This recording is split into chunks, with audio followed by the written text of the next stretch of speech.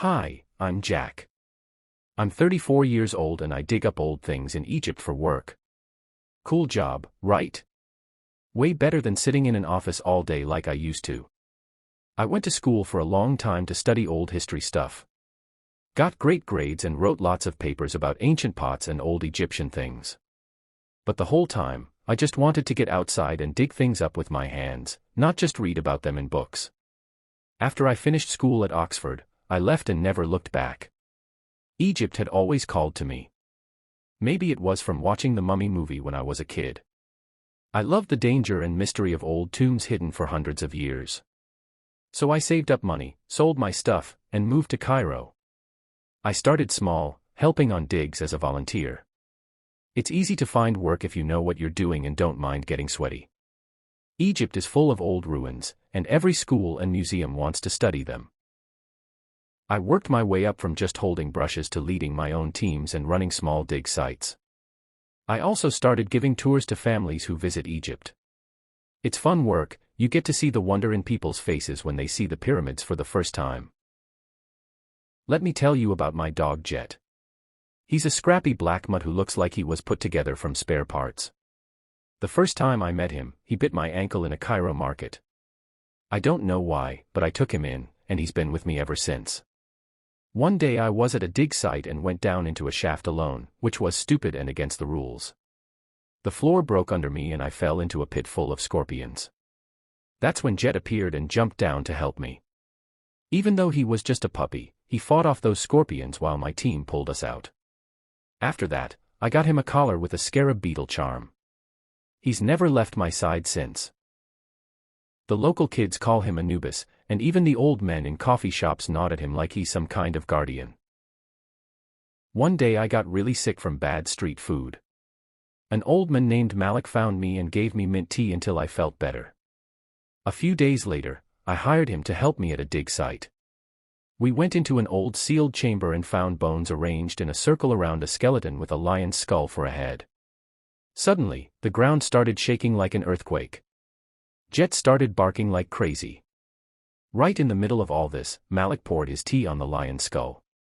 The moment the tea hit the bone, everything stopped shaking and the skull cracked in half. Booby trap, Malik said, like it was no big deal. Legend says if you enter a holy chamber without permission, you'll die violently. Only way to avoid it is to have tea with the king. He pointed at the bones. That was the king. That's when I realized the old stories here aren't just stories. They're warnings. I love giving tours, especially to kids. They ask great questions and listen to all my stories about mummies and curses. But one day, a 10-year-old boy named Milo wandered off from the group. I found him in a small chamber where he'd accidentally pulled an old tripwire. A real mummy started climbing out of its coffin, moving toward the boy. I told Jet to guard him, then used bug spray and a lighter to make a flamethrower. I hit the mummy with fire, grabbed Milo, and got out of there fast. Later, cleanup crews came, but these weren't normal museum people. They were men in leather jackets with guns. Someone called them monster hunters from the institute. I didn't ask questions.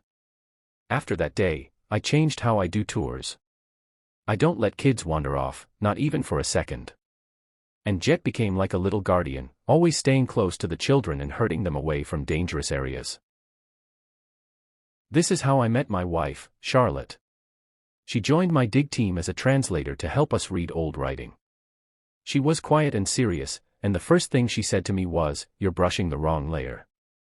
I was annoyed, but she was right.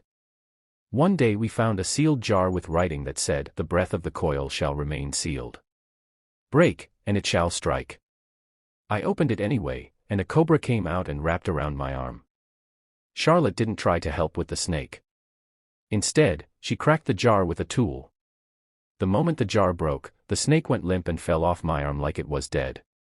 She explained that the chamber was a guardian vault, the snakes were meant to protect it and strike anyone who disturbed the seal. Right after almost dying, I asked her to dinner. She said yes, but only if I promised not to open anything without asking her first.